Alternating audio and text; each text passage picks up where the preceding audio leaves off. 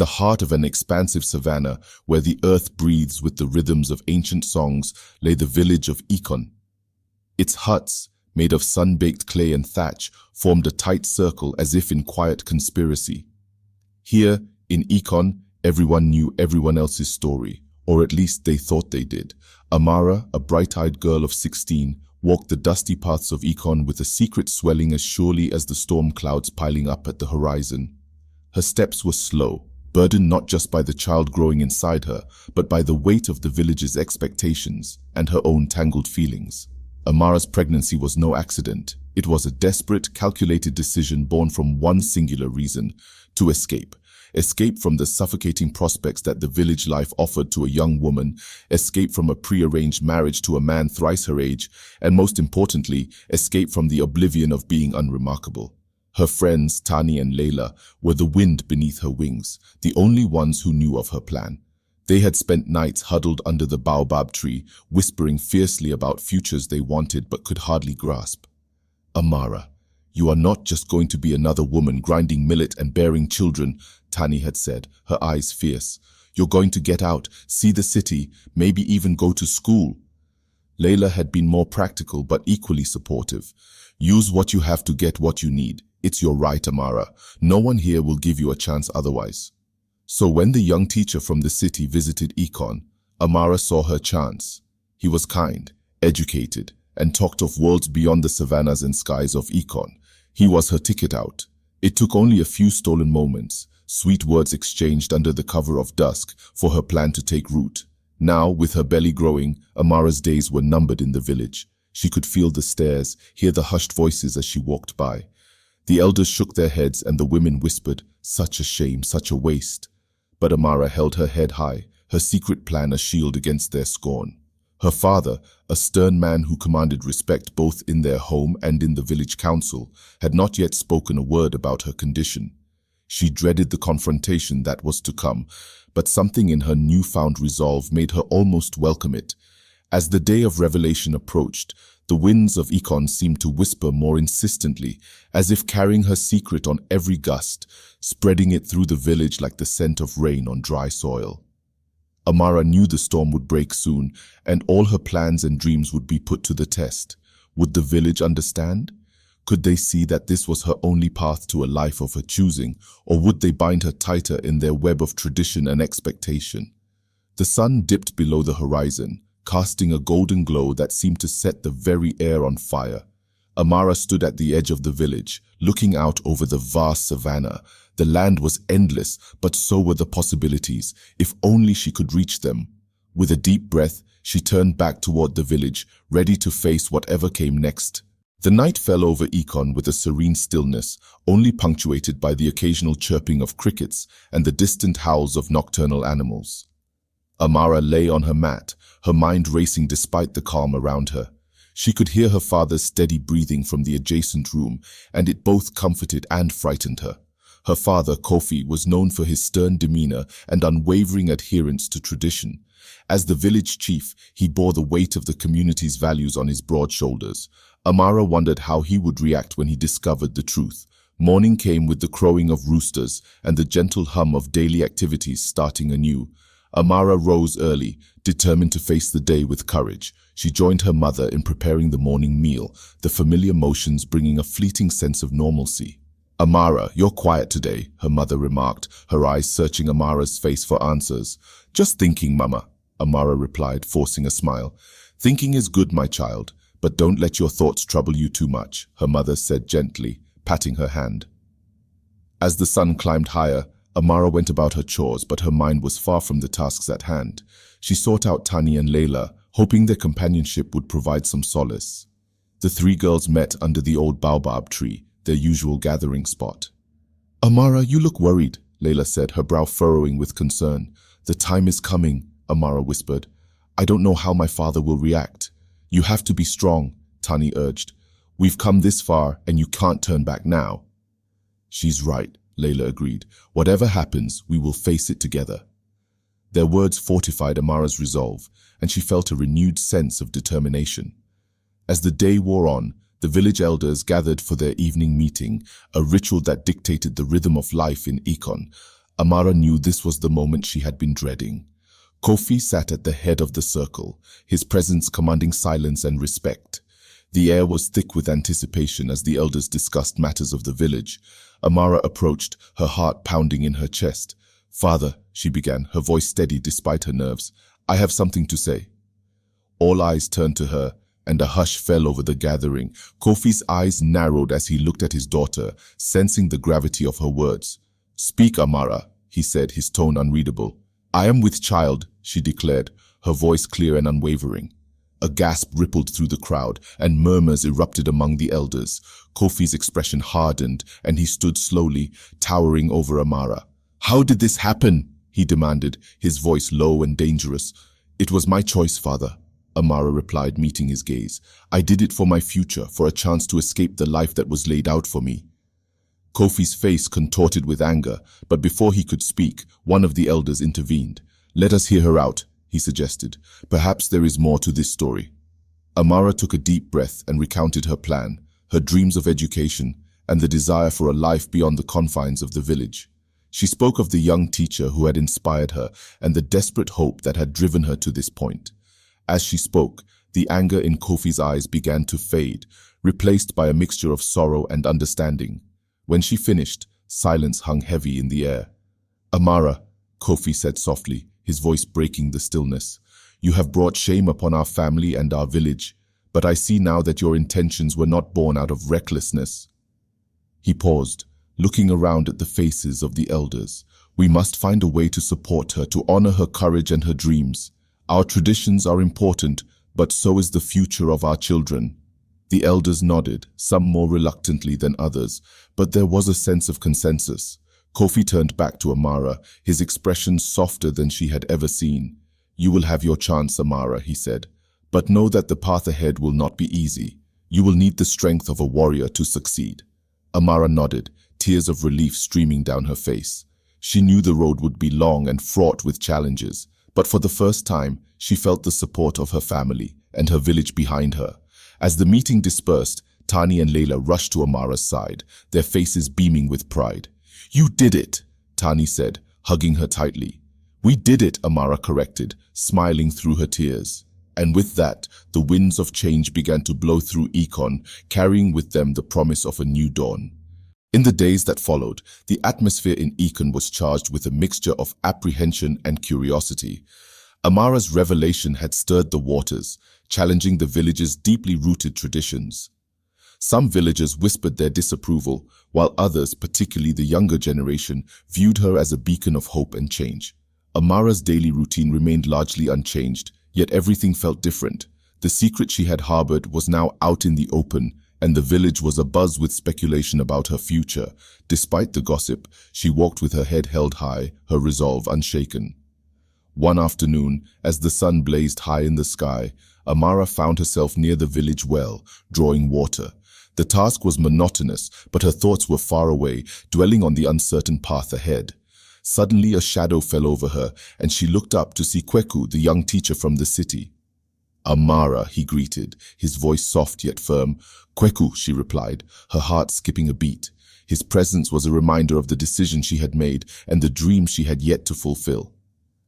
"I heard about the council meeting," he said, his eyes searching hers. "You showed great courage." "I had to," she said simply. "There was no other way." He nodded, understanding the weight of her words. "The city is a different world, Amara. It's not just about escaping here, but about being ready for what lies ahead." "I know," she replied, determination burning in her eyes, "but I have to try. I can't live my life wondering what could have been." Kweku's expression softened. "I will help you," he said. "There are schools, places where you can learn and grow. It won't be easy, but you have the strength to do it." His words filled her with a renewed sense of purpose. They spent the rest of the afternoon discussing plans, the practicalities of leaving Ekon, and what she would need to survive in the city. Kweku promised to speak to his contacts, to pave the way for her transition. As the days turned into weeks, preparations began in earnest. Amara's parents, though still grappling with mixed emotions, supported her decision. Her mother worked tirelessly, sewing clothes and gathering provisions for her journey. Her father, once stern and unyielding, now showed glimpses of a softer side, offering words of wisdom and caution. The village, too, slowly came to terms with the impending change. While some remained skeptical, others started to see the potential in Amara's determination. They began to view her not as a rebel, but as a pioneer, someone who might forge a path for others to follow. One evening, under the light of a crescent moon, Amara gathered with Tani and Layla at their usual spot under the baobab tree. The tree, with its thick trunk and sprawling branches, had been their sanctuary, a place where they dreamed and confided in each other. "It's happening," Tani said, her voice filled with a mixture of excitement and sadness. "You're really leaving?" "I am," Amara replied, her eyes misty, "but I will come back. And when I do, I'll bring stories of the world beyond Ikon." Layla took her hand, squeezing it gently. "Promise us you'll stay safe. The city is vast and unpredictable." "I promise," Amara said, her voice firm, "and I promise to write to you both, to let you know how I'm doing." The three friends sat in silence for a while, the bond between them stronger than ever. They knew that this was not a farewell, but a new beginning. Their friendship would endure, no matter the distance. The morning of her departure dawned clear and bright. The entire village gathered to see her off, a testament to the impact she had made. Kweku stood by her side, his presence a comforting anchor. Her parents, standing tall despite their emotions, embraced her one last time. "Go with our blessings, Amara," her father said, his voice thick with pride. "Make us proud." With a final wave, Amara turned and began walking down the path that led away from Ikon. She did not look back, knowing that her future lay ahead, waiting to be discovered. The savannah stretched out before her, vast and open, much like the possibilities that awaited. And so, with each step, she ventured further into the unknown, carrying with her the hopes and dreams of a small village and the unwavering support of those who believed in her. The city was unlike anything Amara had imagined. It was a sprawling labyrinth of sounds, colors, and scents, a far cry from the tranquil familiarity of Ikon. As she stepped off the bus, her senses were overwhelmed by the cacophony of bustling streets, honking cars, and the constant hum of life. Kweku led her through the crowded market, his reassuring presence guiding her amidst the chaos. Vendors shouted their wares, and children weaved through the throng, their laughter adding a lighter note to the city's symphony. Amara clutched her small bag tightly, her eyes wide with wonder and trepidation. "Stay close," Kweku advised, his voice barely audible above the din. "We need to get you settled in." They made their way to a modest apartment building on the outskirts of the city. The building was old but sturdy, its walls adorned with creeping vines. Kweku introduced Amara to Auntie Ya, a kind-hearted woman who would be her guardian and guide. "Welcome, Amara," Auntie Ya said warmly, embracing her with a motherly hug. "This will be your home for now. You have much to learn, but we will help you." Amara felt a surge of gratitude and relief. The room she was given was small, but comfortable, with a window that offered a view of the bustling streets below. As she unpacked her belongings, she felt a mix of excitement and homesickness, her thoughts drifting back to Ikon. Days turned into weeks, and Amara gradually adapted to her new surroundings. She enrolled in a local school, her days filled with lessons and new experiences. The city, with its endless opportunities and challenges, became her new classroom. One afternoon after classes, Amara found herself drawn to the city's central park. It was a lush oasis amidst the concrete jungle, a place where people came to relax and escape the urban frenzy. She sat on a bench watching children play and couples stroll hand in hand. "Mind if I join you?" a voice asked. She looked up to see a young woman with bright eyes and an infectious smile. "Of course," Amara replied, gesturing to the empty space beside her. "I'm Amina," the woman introduced herself, sitting down. "I haven't seen you around before. Are you new here?" "Yes, I am," Amara answered, smiling.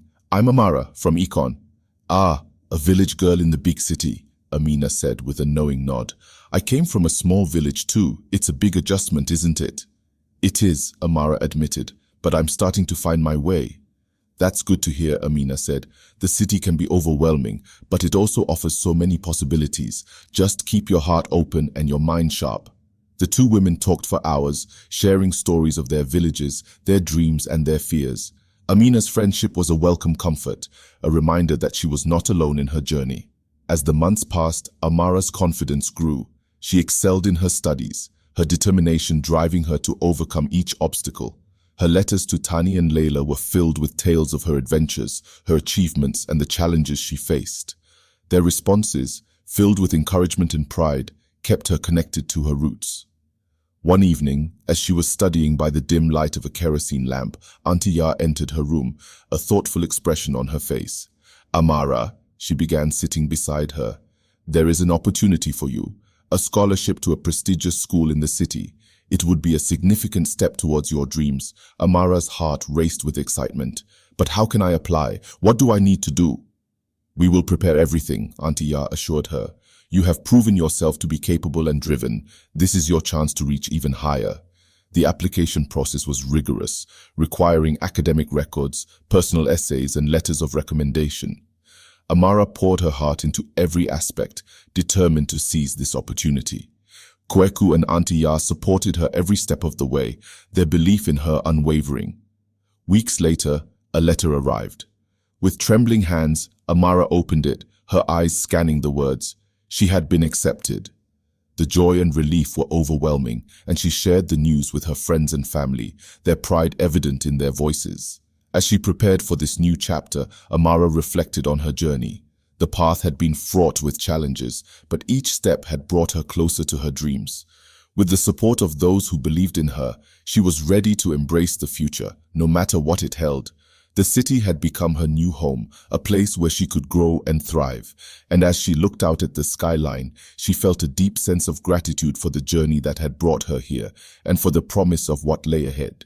The scholarship opened doors Amara had only dreamed of. The prestigious school stood tall and imposing, its gates a threshold to a world brimming with knowledge and opportunity. On her first day, as she walked through those gates, she felt a mixture of excitement and nervous anticipation. Classrooms buzzed with the hum of eager minds. The students came from diverse backgrounds, each with their own stories and aspirations. Amara quickly found her place among them, her curiosity and determination setting her apart. She devoured books, engaged in spirited discussions, and soaked in every lesson with the thirst of one who knew the value of education. One evening, while studying in the library, Amara noticed a boy engrossed in a thick volume of history. His intense focus reminded her of her own dedication. She approached him, curious to know more about this fellow scholar. "Hi, I'm Amara," she introduced herself, offering a friendly smile. The boy looked up, his eyes lighting up with a kindred spark. "Hello, I'm Kofi," he replied, "named after my grandfather, though I prefer to forge my own path." Amara chuckled. "A noble endeavor. What are you reading?" "History of the Ashanti Kingdom," Kofi said, showing her the cover. "I find our heritage fascinating. There's so much to learn from the past." "Indeed," Amara agreed. "Our history shapes who we are. It's important to remember and learn from it." The two became fast friends, bonding over their shared love of learning and their desire to make a difference. They spent hours debating various topics, pushing each other to think deeper and aim higher.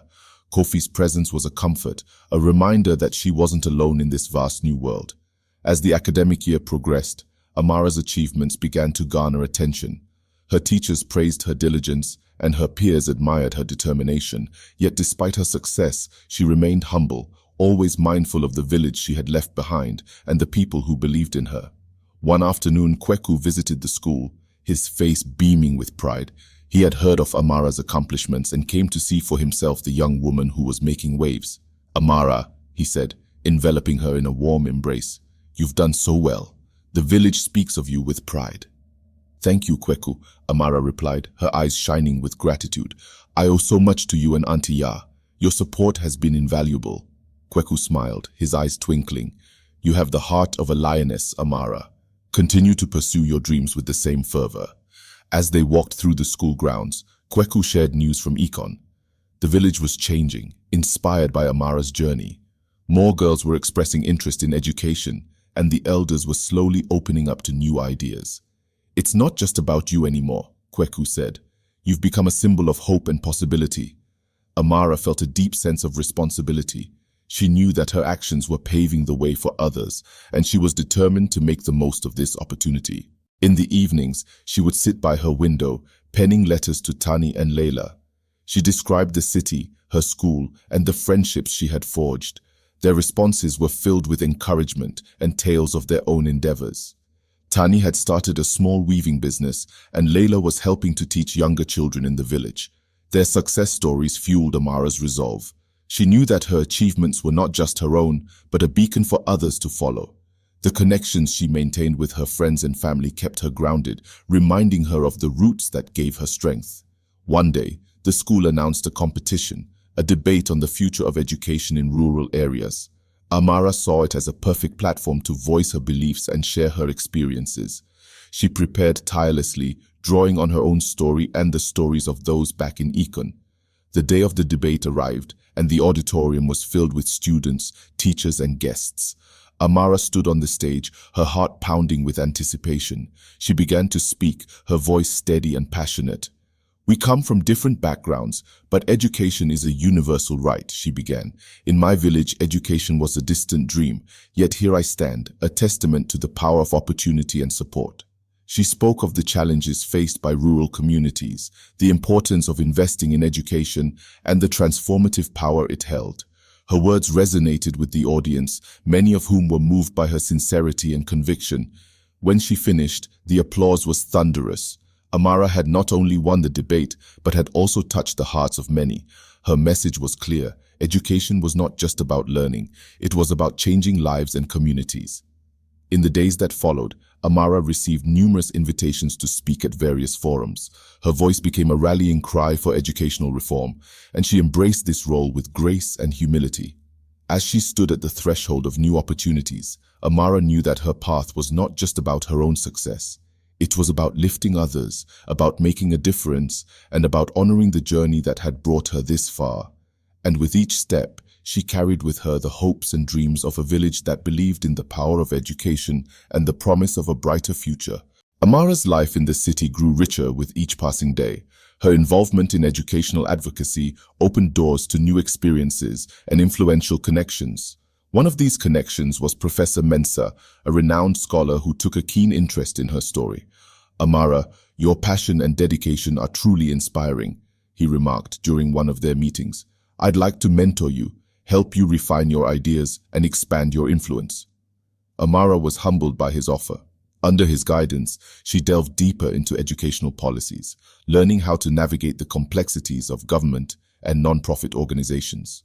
She spent countless hours researching, writing, and meeting with other advocates, all while keeping up with her demanding schoolwork. One weekend, Professor Mensah invited Amara to a conference on rural education. Held in a bustling convention center, the event attracted educators, policymakers, and activists from across the continent. Amara was both excited and nervous, knowing this was an opportunity to amplify her voice even further. At the conference, she participated in panels, workshops, and networking sessions. She met individuals who shared her vision, each with their own unique stories and perspectives. Among them was Ngozi, a dynamic activist from Nigeria who had been working tirelessly to improve girls' education in her region. "You have a powerful story, Amara," Ngozi said during a break. "Together, we can create a movement that spans borders." Their conversation sparked a new idea. Inspired by Ngozi's words, Amara proposed forming a coalition of young advocates dedicated to transforming education in rural Africa. The response was overwhelmingly positive, and they set to work immediately, drafting a charter and outlining their goals. The coalition quickly gained momentum. Amara and Ngozi, along with other passionate individuals, organized events, launched awareness campaigns, and lobbied for policy changes. Their efforts began to attract attention from international organizations, bringing much-needed resources and support. Back in the village of Ikon, the impact of Amara's work was felt profoundly. New schools were being built, teachers were receiving better training, and more children, especially girls, were attending classes. The villagers spoke with pride of Amara's achievements, seeing her as a catalyst for change. One sunny afternoon, as Amara was preparing for another speaking engagement, she received a letter from Tani. It was filled with news of the village's progress and expressions of gratitude from the community. "Your efforts are transforming our lives," Tani wrote. "We are so proud of you. Come visit us soon. We miss you." The letter brought tears to Amara's eyes. She realized it was time to return to Ikon, if only for a short while. She wanted to see the changes firsthand and reconnect with the people who had always believed in her. Arriving in Ekon, she was greeted with a warm welcome. The village had indeed changed. New buildings stood where old ones had once been, and the atmosphere buzzed with a sense of optimism and possibility. Children ran up to her, their faces alight with curiosity and admiration.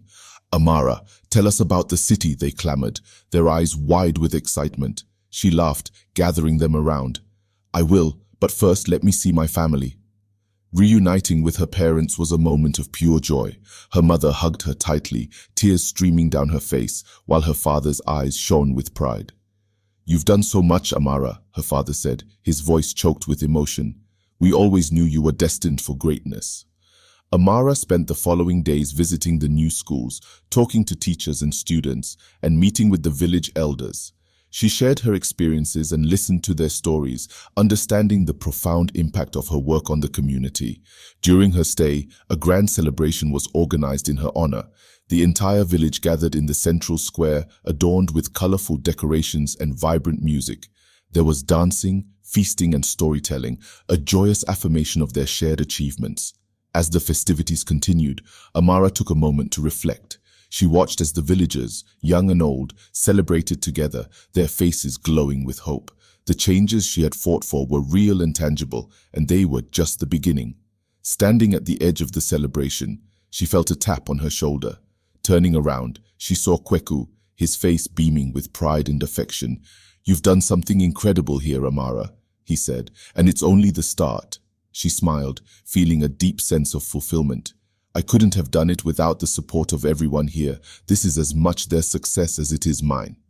As the night drew to a close, Amara knew that her mission was far from over. There were still many challenges to face, many more dreams to realize. But for now, in this moment of celebration and unity, she allowed herself to revel in the collective triumph of a community transformed. With the celebration behind her, Amara returned to the city, invigorated by her visit to Ekon. The coalition she had helped form was gaining momentum, and her schedule was busier than ever. Meetings with influential leaders, speaking engagements, and organizing community events filled her days. One afternoon, while preparing for a major conference on education reform, Amara received a call from Ngozi. "We need to meet," Ngozi said, her voice urgent. "There's an important development." They arranged to meet at a quiet cafe near the university. Ngozi arrived with a determined expression, carrying a folder thick with documents. "There's a new initiative," Ngozi began, laying out the papers. "An international organization wants to fund educational projects across Africa. They're looking for innovative approaches and strong leaders to drive these projects." Amara's eyes widened as she reviewed the proposal. "This could be transformative," she said, excitement building. "We need to prepare a strong pitch." Over the next few weeks, Amara and Ngozi worked tirelessly, crafting a detailed plan that highlighted their vision for education in rural communities. They outlined the successes already achieved, the challenges still ahead, and their strategies for sustainable development. The day of the presentation arrived, and Amara stood before a panel of influential decision-makers. She spoke passionately about the need for investment in education, drawing on her own experiences and the stories from Ekon. Ngozi followed, reinforcing their points with data and real-life examples. Their presentation was met with enthusiastic applause. The panelists asked probing questions, impressed by the depth of their knowledge and the clarity of their vision. By the end of the session, Amara and Ngozi felt a sense of cautious optimism. A week later, they received the news they had been hoping for. Their project had been selected for funding. The grant would allow them to expand their efforts, reaching more villages and empowering more young people through education. Celebrations followed, but there was little time to rest. The real work was just beginning. Amara and Ngozi assembled a team of dedicated individuals, each bringing their own expertise and passion to the cause. Together, they mapped out the next steps, identifying key areas for intervention and developing detailed action plans. One of their first projects was in a remote village similar to Ekon. Amara and her team traveled there, eager to meet the community and understand their needs. The village was nestled in a lush valley, surrounded by rolling hills and vibrant greenery. The children, curious and eager to learn, greeted them with wide smiles. Amara spent time with the villagers, listening to their stories and gaining their trust. She visited the local school, which was little more than a rundown shack with a few broken desks and a handful of outdated textbooks. The sight was disheartening, but it strengthened her resolve. "We're here to help," Amara told the village elders during a community meeting. "We want to work with you to build a better future for your children." The elders, moved by her sincerity and determination, agreed to support the project. Construction began soon after, with villagers and volunteers working side by side. New classrooms were built, equipped with modern learning materials and technology. Teachers received training, and new curricula were introduced, focusing on both academic and practical skills. As the school took shape, so did the community's sense of hope. Parents who had once been skeptical now saw the benefits of education firsthand. Children who had never held a book before were now eagerly attending classes, their eyes bright with curiosity and ambition. Amara frequently visited the village, overseeing the progress and ensuring that the project stayed on track. Each visit reinforced her belief in the power of education to transform lives. The changes were slow but steady, a testament to the resilience and dedication of the community. One evening, after a long day of work, Amara sat with Ngozi and the village elders around a fire. The air was filled with the scent of cooking and the sound of laughter. They shared stories and dreams, forging bonds that transcended cultural and geographical boundaries. As the fire crackled and the stars shone brightly above, Amara felt a profound sense of connection. The work they were doing was not just about building schools, it was about building futures, and in that moment, surrounded by friends and allies, she knew they were on the right path. The village project became a model for others to follow. Word spread, and soon other communities reached out, eager to replicate their success. Amara and her team were busier than ever, but the impact of their efforts was undeniable. Each new school, each new classroom, was a step towards a brighter, more equitable world. And so the work continued, fueled by the dreams of a young girl from Econ and the unwavering belief that education could change everything. As the years passed, Amara's vision continued to expand, touching countless lives across the continent. Her reputation as a tireless advocate for education grew, drawing the attention of global leaders and organizations. Yet, despite her growing influence, she remained deeply connected to the communities she served. One day, Amara received an invitation to speak at an international summit on education. Held in Geneva, the summit gathered policymakers, activists, and educators from around the world.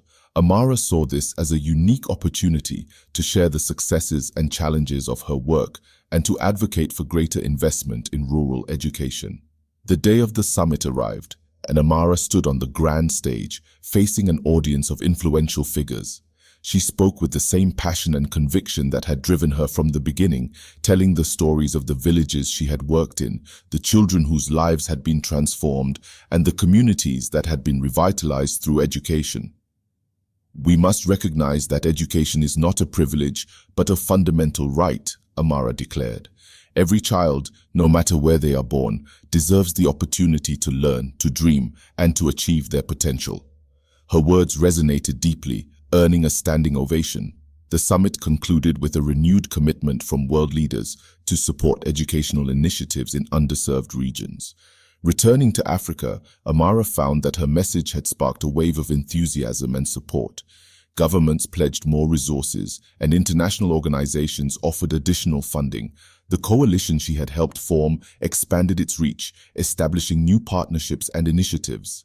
Despite the mounting responsibilities, Amara never forgot her roots. She frequently returned to Econ, which had blossomed into a thriving community. The once small village now boasted modern schools, healthcare facilities, and economic opportunities, all stemming from the seeds planted years ago. During one such visit, Amara attended a special ceremony at the primary school she had helped build. The children, dressed in bright uniforms, performed songs and dances in her honor. Among them was a girl named Kezia, whose story mirrored Amara's own. After the performances, Kezia approached Amara, her eyes shining with admiration. "I want to be like you when I grow up," she said shyly. Amara knelt down, looking into the girl's hopeful eyes. "You can be anything you want to be, Kezia. Always believe in yourself and never stop dreaming." The words were a reflection of her own journey, a journey that had taken her from a small village to the world stage. And in Kezia's eyes, she saw the promise of a new generation ready to take up the mantle. As the sun set over Econ, casting a golden glow over the village, Amara gathered with her family and friends. They sat around a fire, sharing stories and laughter, just as they had always done. The circle of light and warmth was a testament to the enduring power of community and the bonds that held them together. In the years that followed, Amara continued her work, driven by the same unwavering belief in the transformative power of education. Her legacy was not just in the schools she built or the policies she influenced, but in the lives she touched and the dreams she inspired. The world changed around her, but the essence of her mission remained constant. She had set out to create a better future, and in doing so, she had become a beacon of hope and possibility for countless others. And so, with each new day, Amara's story continued to unfold, a living testament to the power of determination, resilience, and the unbreakable spirit of a young girl from Econ who dared to dream big.